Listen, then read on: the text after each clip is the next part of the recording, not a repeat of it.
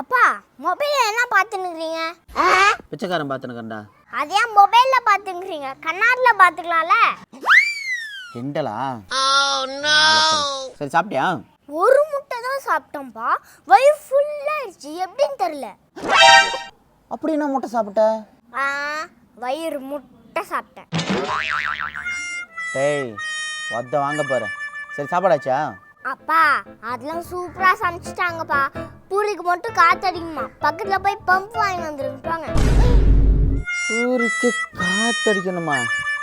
டேய் அப்பா எனக்கு பூரியே வேணடா. சாதம் ஆயிடுச்சா? அதே சாப்பிட்டுக்கிறேன் நான். அப்பா சாதம் ஆச்சா? அம்மா உங்க மேல செம்ம கோபத்துல இருக்காங்க. எம்மால கோவமாக்குறாங்களா? ஏன்? நீங்க தானே கேஸ் மாத்தினீங்க. ஆமா நான் தான் மாத்தி விட்டேன். அதான் சோறு குழஞ்சி போச்சான். உங்களை வந்தாக்கா கவனிக்கிறேன்னாங்க. டேய் சோறு குழஞ்சதுக்கும் நான் கேஸை மாற்றி விட்டதுக்கும் என்னடா சம்மதம் இருக்கு? அப்பா உங்களுக்கு விஷயமே தெரியலப்பா. அப்பா பொம்பளைங்களை கடவுள் நல்லா சோதிப்பார், ஆனா கைவிட மாட்டாரு. ஆனா ஆண்களுக்கு அள்ளி கொடுப்பாரு, கடைசியா கல்யாணம் பண்றாரு. காலையில என்ன விளையாட்டு காட்டுறாங்க, எப்படி எல்லாம் சோதிக்கிறாங்க.